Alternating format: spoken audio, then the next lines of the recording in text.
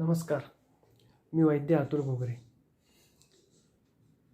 वजन वाढवायचं आहे, शरीराची रोगप्रतिकारशक्ती वाढवायची आहे, नेहमी तरुण दिसायचं आहे, त्वचा, नख, केस हे चांगले मुलायम टवटवीत असे दिसायचे आहेत, त्वचा तजेलदार दिसायची आहे, शरीराला बळकटी हवी आहे, शरीराला दृढता हवी आहे. या सर्वांचं उत्तर एकच, ते म्हणजे तूप. तूप कुठलं? तर गाईचं तूप. तर गाय कुठली? देशी गाय. आज या तुपाविषयी आपण माहिती समजून घेणार आहोत. तुपाचं अनन्यसाधारण असं महत्त्व आपल्या भारतीय आहार परंपरेमध्ये आहे. आपण रोजच्या जीवनामध्ये अनेक वेळा आपल्या कानावर पडतं, खाईन तर तुपाशी नाही तर उपाशी, किंवा लगेच तूप खाऊन रूप येत नाही. किंवा आपण लहानपणी एक बालगीत ऐकलेलं असतं, चांदू मामा भागलास का.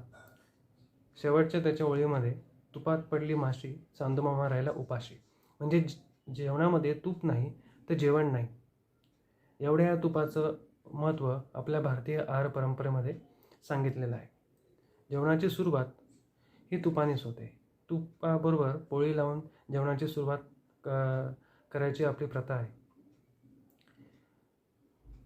आपलं आहार हा एक यज्ञकर्म आहे. जेवणाच्या पूर्वी आपण एक श्लोक म्हणतो किंवा आपल्या कानावर तो पडलेला असतो. वदनी कवल घेता नाम घ्या श्रीहरीचे. यातल्या शेवटच्या ओळीमध्ये जाणीजे यज्ञकर्म असं सांगितलेलं आहे. म्हणजे आपलं जेवण करणं हे एक यज्ञकर्म आहे.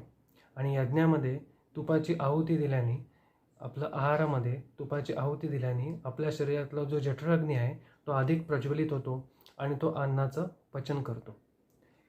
म्हणजे अन्नाचं पचन करण्यामध्ये तुपाचं किती महत्त्व आहे हे इथे आपल्याला लक्षात येतं. आता हे तूप मधुर गुणाचं, मधुर रसाचं आहे. त्याचं विपाक देखील मधुर आहे. वीर्य शीत आहे. वात आणि पित्तशमक असं आहे.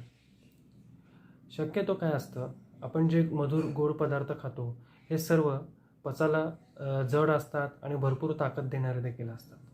पण याचं ड्रॉबॅक काय आहे, तर हे पचायला जड असतात. याचा पचनाला जास्त वेळ लागतो. म्हणून तर मधुर पदार्थ, गोड पदार्थ जेवायच्या सुरुवातीला खायचे असतात. आणि जे पचायला हलके पदार्थ आहेत, जसे लाह्या असतील, हे पचायला तर हलके असतात पण हे शरीराला ताकद देखील कमी देतात. पण तूप मात्र याला अपवाद आहे. कसं? तर तूप हे पचायला हलकं आहे. जरी ते ताकद देणारं असलं, बळकटी देणारं असलं तरी ते पचायला अतिशय हलकं आहे.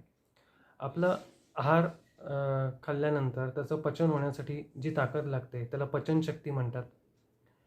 ही पचनशक्ती चं एंड प्रॉडक्ट म्हणजे त्याचं शेवट हा आपली रोगप्रतिकार शक्ती असते असं म्हटलं तर काही हरकत नाही.